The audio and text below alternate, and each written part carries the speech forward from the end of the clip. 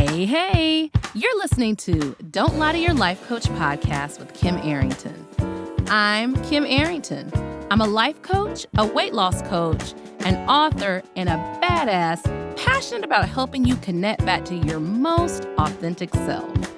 Join me here each week so I can coach you on how to think all those juicy thoughts that get you feeling your absolute best and taking some big ass action. Coaching has changed my life, and it can change your life too. I'm here to give you real life solutions to create a life you'll love. Because the truth is, boo, you ain't just got problems, you got options. Do it again. Hey, hello, howdy, hi, hey. How you doing? How are you doing? I did not know my hey was iconic until I see people out, or they'll send me a message and it'll be like, hey. So now I have the pressure of having to make it interesting. No, I don't have to do anything. Hey y'all, hey. So today is a special day. I get a colonoscopy, my first routine colonoscopy tomorrow. Yay. And so I am on the day of a clear food diet where I cannot eat any solid food, which is okay. And I may have to stop this in the middle to go to the bathroom, okay? Which is okay. My thought was after having norovirus, I used to work, you guys know, I was a teaching artist. So I was a professional singer, but I also was a teaching artist, teaching kids songwriting and playwriting and poetry. And I did a lot of things, documentary.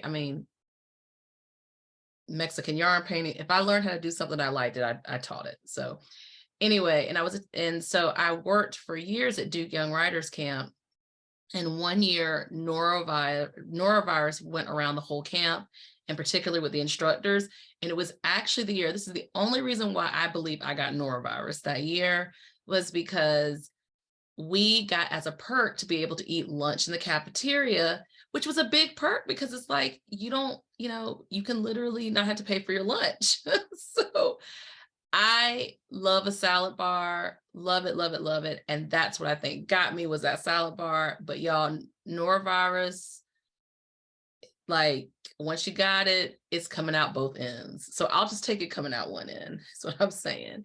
But anyway, I'm glad to get a colonoscopy. I always say get your colonoscopy, kids, because literally, I want to know that everything is going okay. In the areas I can't see, you got to put a camera up to see it. And I think a lot of us delay these things that are routine. And I got to go to the bathroom. I'll be back. I was like, they don't even have to know I went to the bathroom.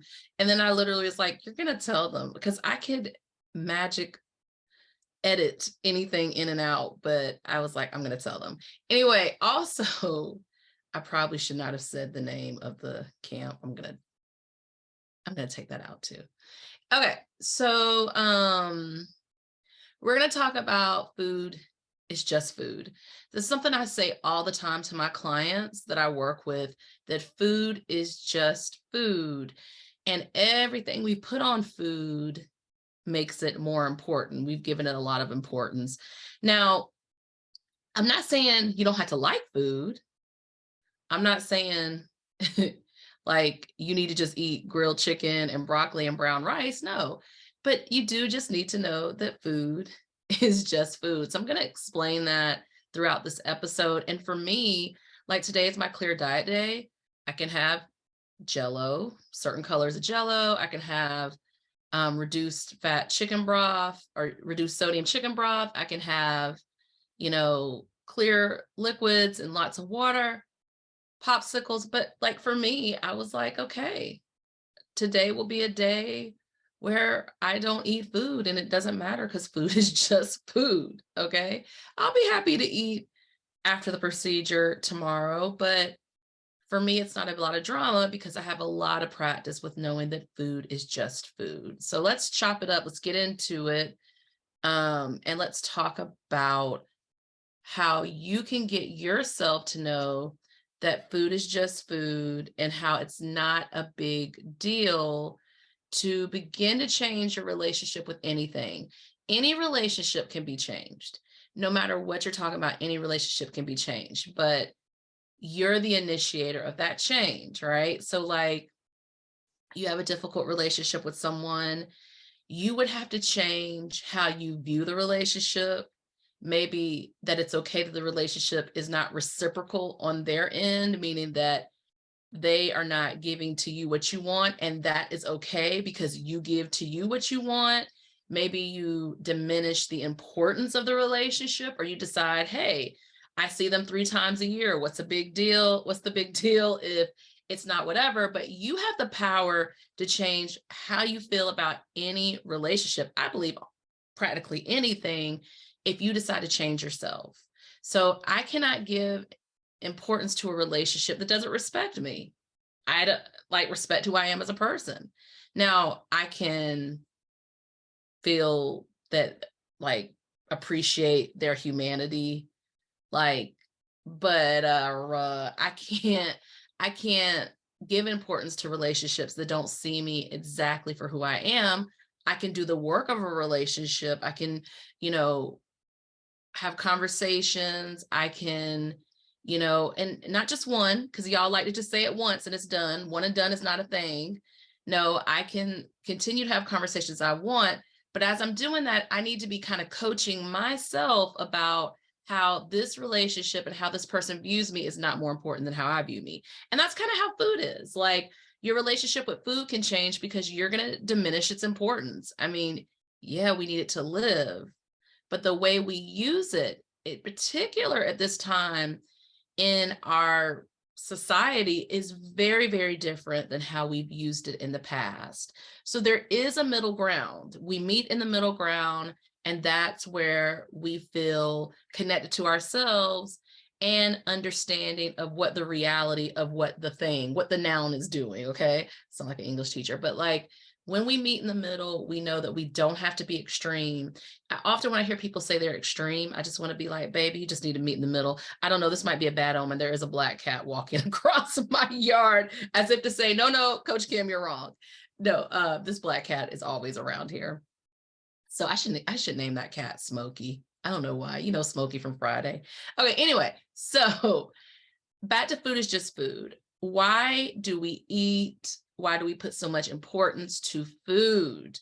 Well, I already said it. We have to eat to stay alive. Like, we all are doing it. Even if there is some issue that you have with your digestion, you have to have supplementary assistance, a feeding tube, or, some other ways. So you must have nourishment to live. Okay. And it isn't just us, it's the animals. Well, most of them. I'm sure there's, like, how you watch like National Geographic, and there's one animal who can eat like once every 8 years. Yeah. Okay. But still they got to eat it once every 8 years. Okay. We are not those animals. Plants need food. They need water. They need sun. This is an irrefutable thing. We must have some kind of nourishment, right? We also eat because it's a habit. Like, literally, someone fed us.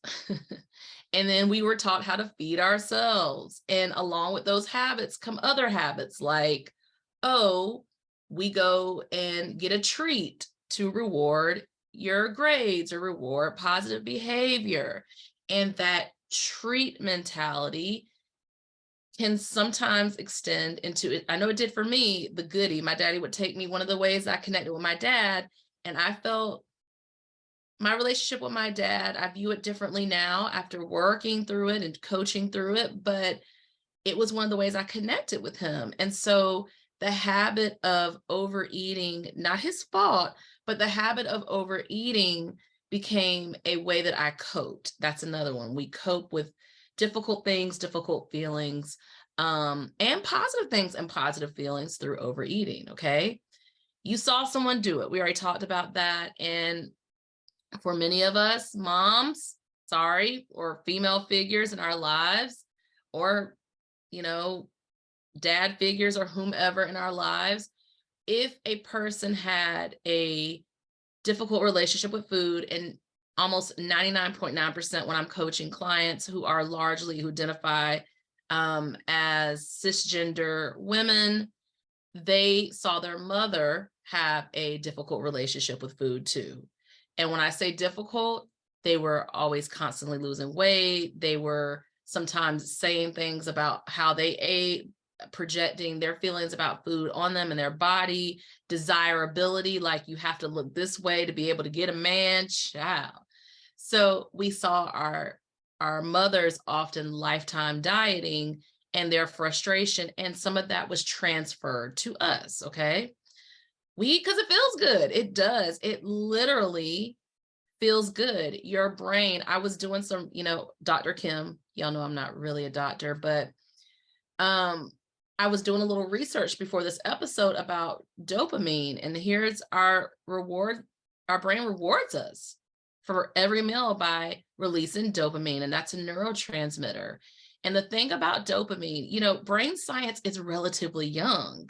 We used to think dopamine was all about the reward center, but now they're realizing that dopamine is actually about wanting you to continue the behavior. So it's a little elementary to say it's just you get a reward, like your brain is rewarding you for doing something.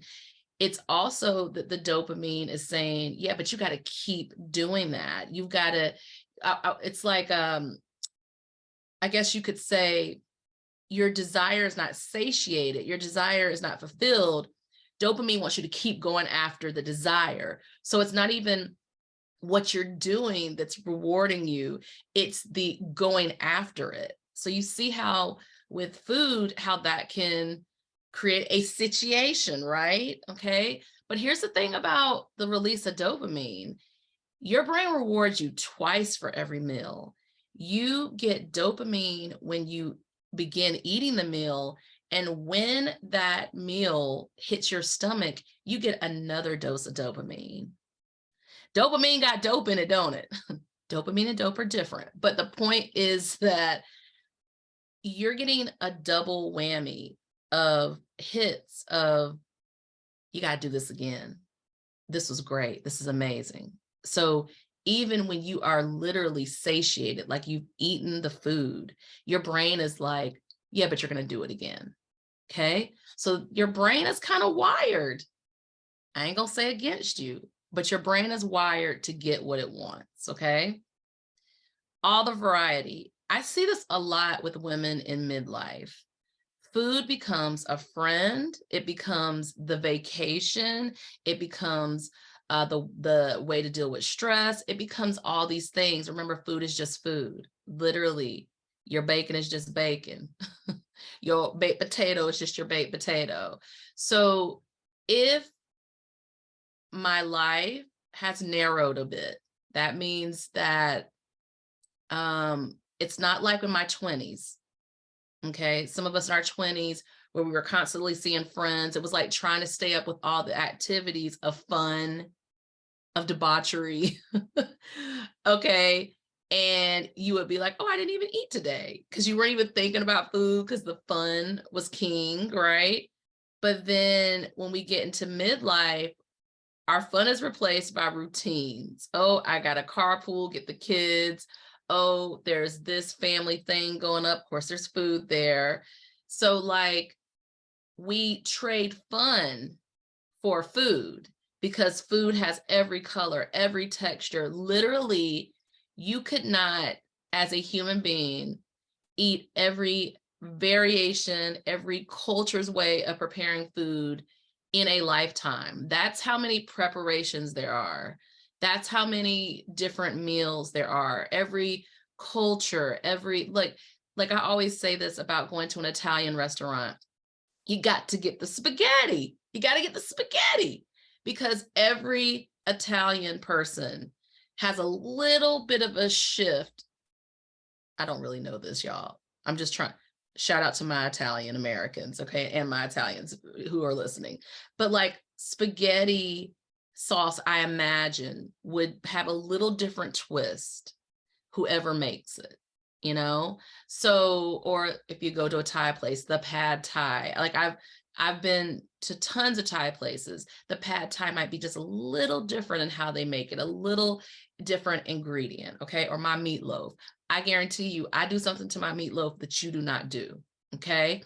So the variety, the textures, the taste, the colors, and it's a cheap form of recreation. We can hit Mickey D's, and for $6, my brain gets to have something to do. My mouth gets to have something to do. My senses, touch, taste, feel, sight, touch, taste, feel. Yeah. All my senses get an, opportunity. It's nostalgic, like that apple pie from McDonald's, which I haven't had in years, but it's going to bring up the thoughts and the feelings of when I used to get them all the time. Okay. But it's cheaper than booking a trip across the world. It's a quick hit of something that allows you to have even a form of escape. But food can become an emergency hatch, an escape hatch. Like instantly it can transfer me out of my current reality. And that's the thing. There's a huge portion of food not being food that has to do with fantasy. Like I want out of my reality, and this is my easy caloric way out of my reality, okay? Food is seductive. Like I said, all of the different experiences you can have, the memories, it seduces our senses, okay?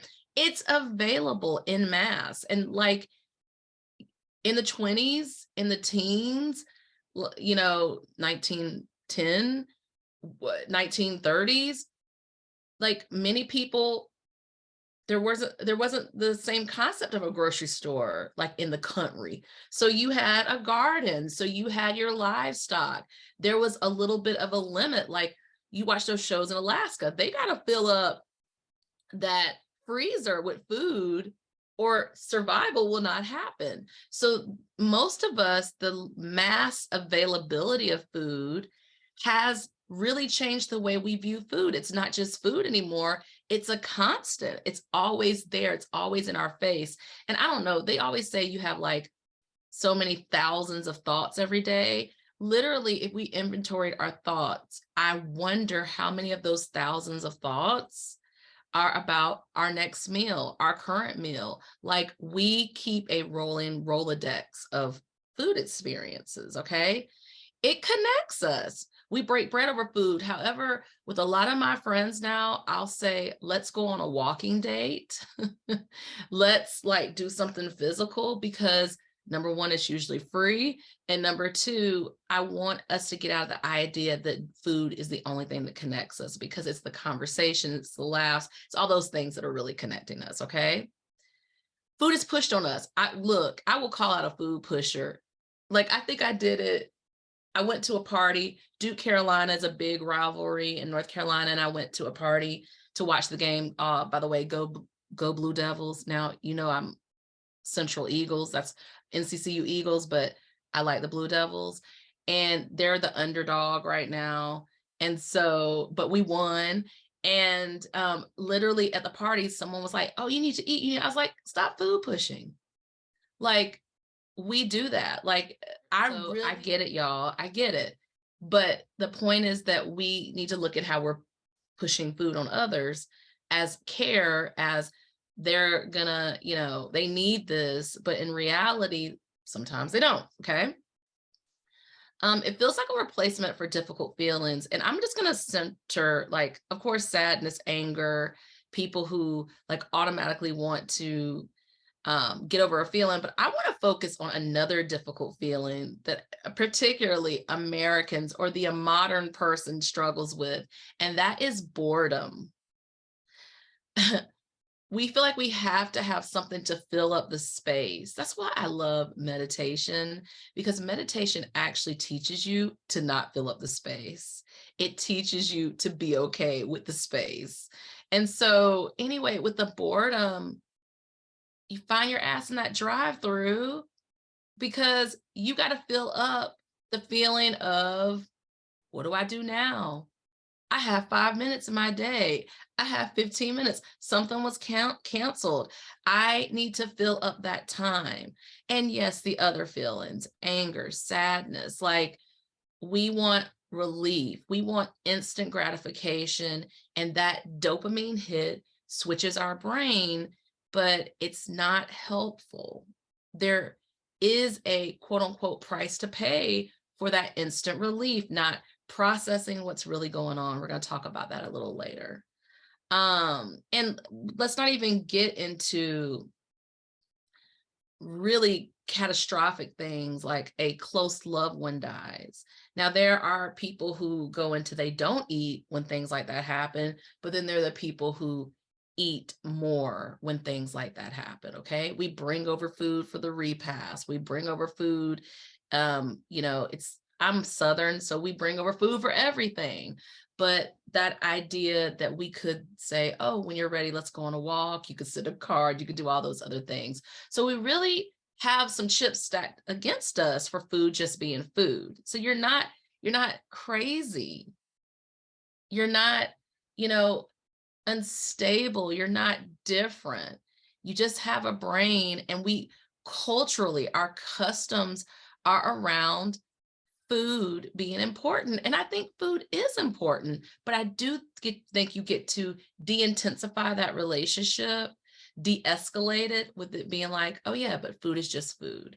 What would happen if you put that food is just food in your vocabulary? For some of us, we would feel a little depressed. We'd feel a little taken aback because food has so much importance. But as someone who has really deeply changed their relationship with food and is constantly looking at how I look at food and now alcohol, because I drink more than what I ever have. And I have inquiry around that, right? Like, I know we're talking about food, alcohol is, we're going to put that in the same, I'm going to put that at least in the same category. I have some rules around that. Like, I don't ever drink in the house by myself. I'm not a glass of wine girl. I don't love wine. I like cocktails, but I do it more socially when I go out or I'm at an event, because for me, I don't want to get into the point where I'm having a cocktail at home. If you do that, that's on you. You get to look at that and see what that is. But for me, that gives a little line in the sand of my relationship to alcohol. Is I'm not just going to sit here and consume it when I'm here. Okay. That allows me to have some break and some distance. If I go out, I'm not always going to drink, but sometimes I'm going to drink. I'm going to have a few drinks, but how can I responsibly look at that? Okay. So here is some like things I want you to think about. Here are some things to think about. Okay.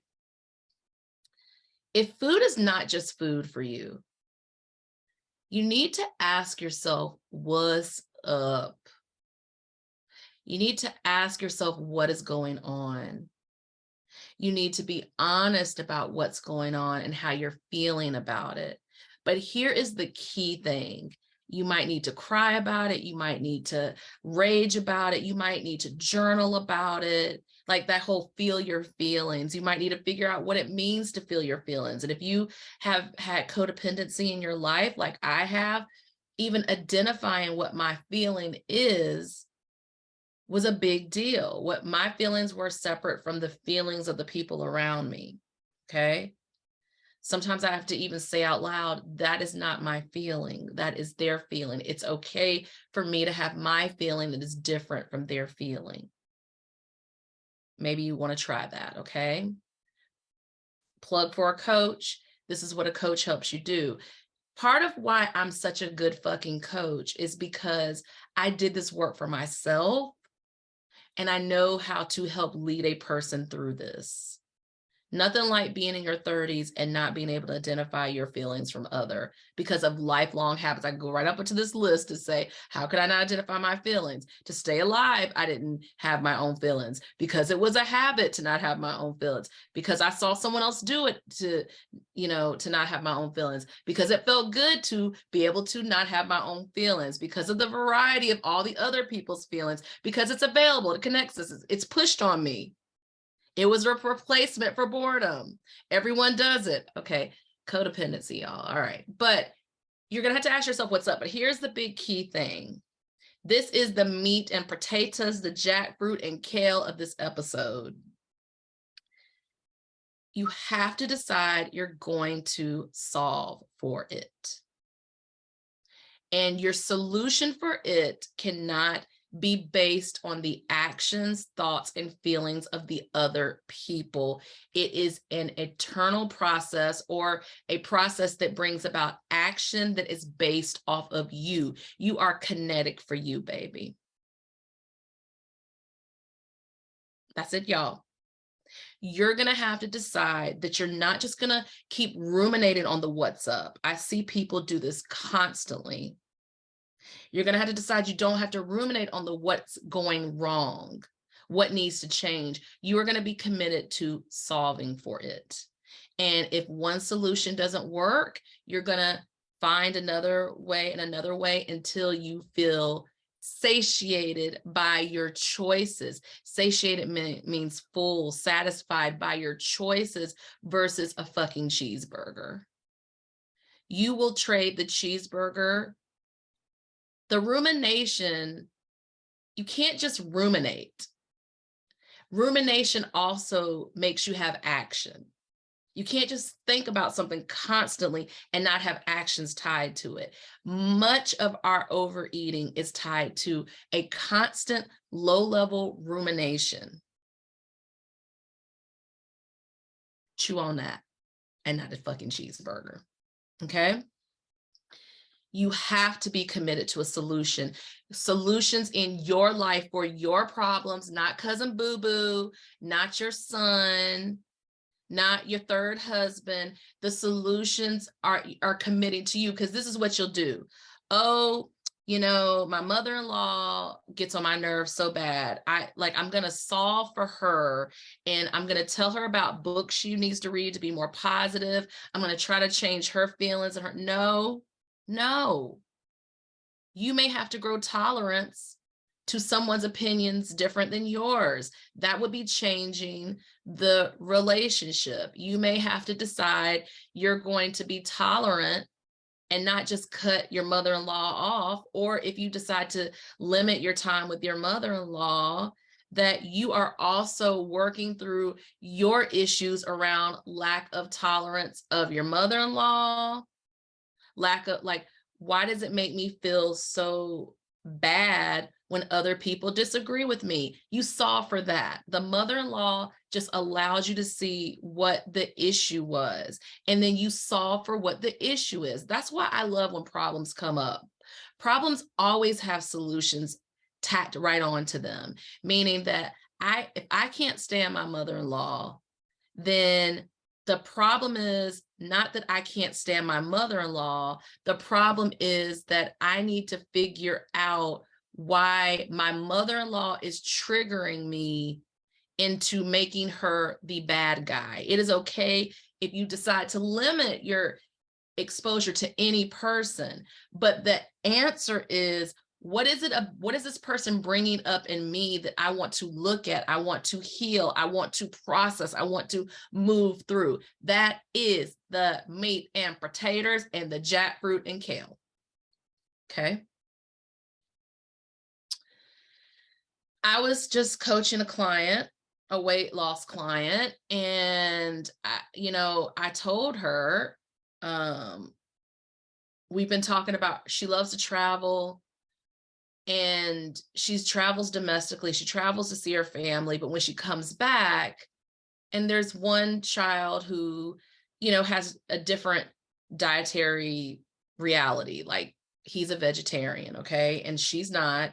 And I said to her, well, you may have to go in your car and have a meal at a restaurant so you can get your protein in the way you want to. Like, there's a solution. Like, just because they're eating, in a vegetarian way, maybe they don't want meat in their house, get it. You may have to go and take care a meal or two while you're staying there, or 3 or 5, whatever your number is, to satiate yourself, right?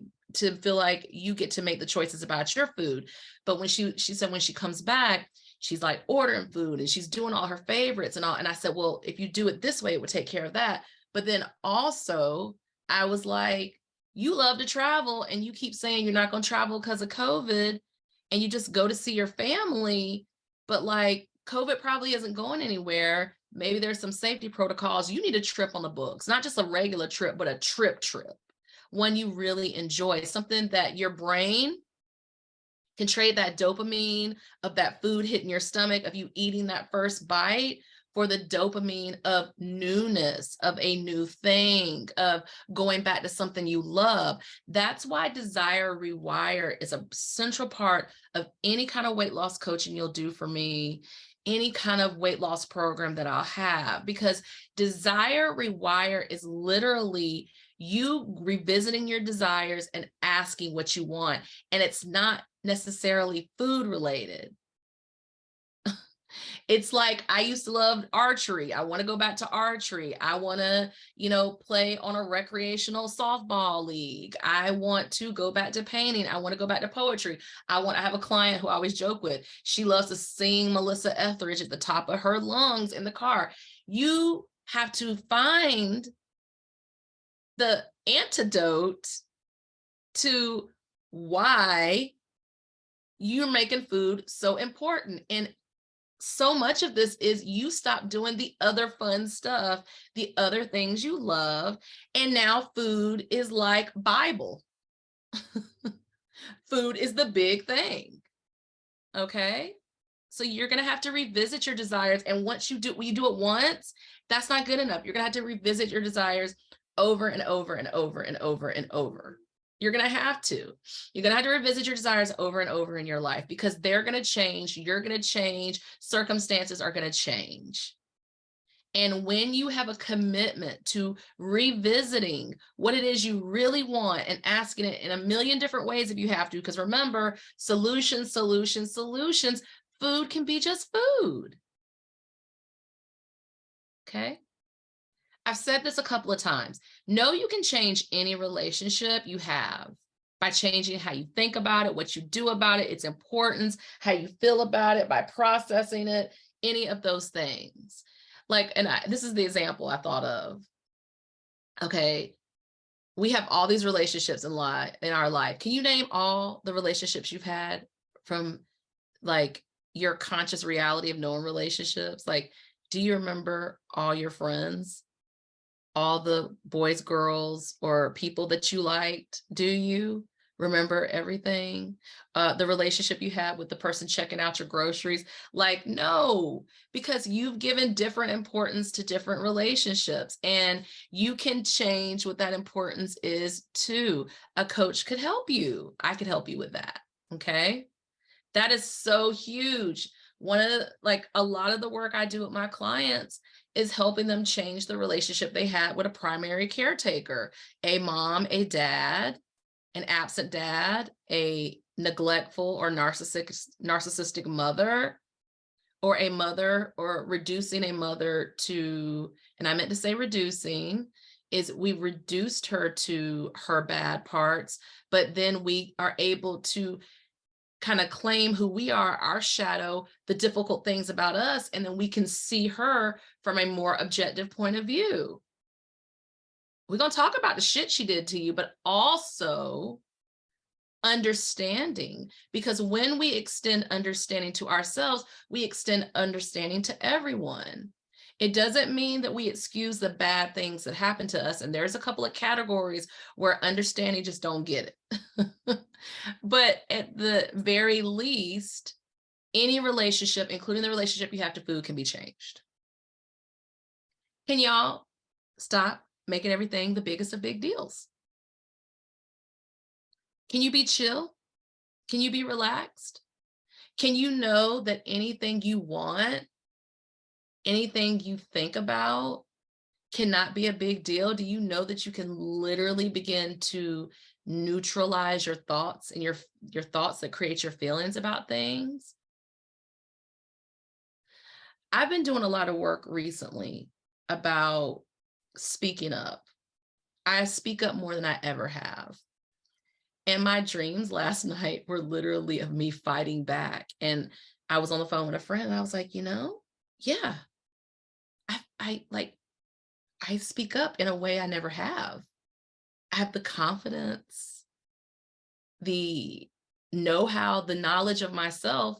And also, if I don't want to speak up, I can still speak up to myself and not feel like I have to speak up to every person. That's also a way of balancing life too. Okay. Consistency is king. I use this word a whole lot with my clients, predominantly. Predominantly. So what I teach them half-life, and half-life is how I teach you to literally eat less food than your brain tells you you need to eat, because our brain likes to eat 2 portions of food when our bodies only need 1 serving. And I teach that if you work with me, if you coach with me, if you're in a course with me. And the thing about it is, I say to them, here's the hack. You don't have to do this all the time, but you need to do it predominantly, which means predominantly I eat food consistent with a person who weighs 175 pounds. Well, Kim, how do you figure that out? Your scale. If my scale is not moving, and let me just say this, yes, there are categories with hormonal. Y'all know my favorite disclaimer: if you don't want to lose weight, you don't have to. I'm talking to the people who want to lose weight, okay? There's no judgment for me if you don't want to lose weight, okay? It's not at all. So how do you know how to eat for someone who weighs 175? Well, if my scale keeps saying 195, I'm eating the food for someone who weighs 195. If I've been to the doctor and I know it's not hormonal or it's not other things, y'all, I'm not a doctor. Okay, you definitely should go to the doctor and figure out if it's other things. Well, how do you do that? Well, get in the course, get coached, and I'll tell you. Okay, it's a moving target. It changes. It's supporting yourself. It's a multi-pronged way of looking at it. Okay. But what you do consistently shows up for you. What you don't do consistently doesn't. If you consistently are consuming enough food for 3 people, then your scale just, let's not make it a big deal. Your scale is just it's just scaling. Okay. I do not have a tissue here. That means the podcast is almost over. Okay. So I think the last thing is get help from an expert, get help from someone who knows, who's done this, who knows how to do it, get help from someone who can see the things you can't see. Like, try to find someone who has an insight, because technically, and I was talking to another client, technically you're wanting to adapt habits that you can keep for the rest of your life, which, like, if you want to lose weight, the habit to adopt is someone who does not overeat predominantly. That's a habit to adopt. Because if you overeat predominantly, then your scale continues to go up. That's why if you gain 5 pounds in a year, which is totally easy to do, that's how in 10 years you're up 50 pounds. If you gain 10 pounds in a year, that's why in 3 years you're up 30 pounds. Listen, y'all, it's so easy to do. It's so easy. Our society is programmed for you to overeat. That means eating more than what your body needs. Okay. So, yay. Good. I wanted to do this episode. Repeat after me. Food is just food. Food is just food. Food is just food. So many other things to be excited about in your life, that when you put food back in its place, your life literally opens up to you. Okay. Just a brief disclaimer. I do give these because I do understand food, mental illness, eating disorder. And I did not equate eating disorder and mental illness, just FYI. But we do have other mechanisms that are sometimes working in our lives, get the help from someone who's trained to help you to do that. Okay. So that is available. That is available. Okay. All right, y'all. So food is just food. And if it's not, there's other ways to look at it. I like this episode for you because it doesn't make you an asshole. It doesn't make you a bad person. Like, there are a lot of things stacked against you, but I want you to know behaviors can be changed over time, over whatever you have. Okay. All right, y'all.